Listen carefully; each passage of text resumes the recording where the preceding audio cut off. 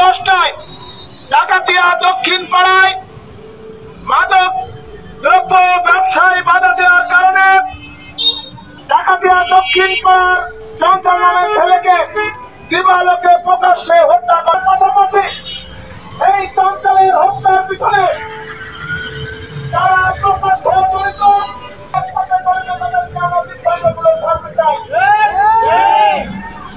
আমরা কোন দৃষ্টি আকর্ষণ করতে চাই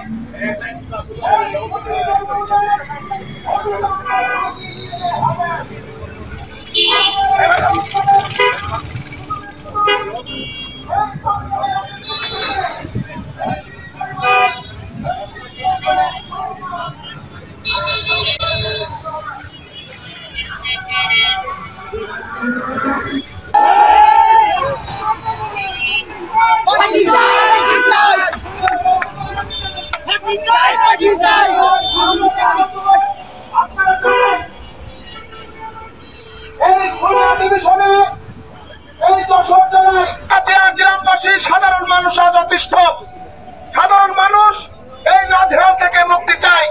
ডাকাতিয়া গ্রামবাসী এই মাদক দ্রব্য ব্যবসায়ী এই খুনি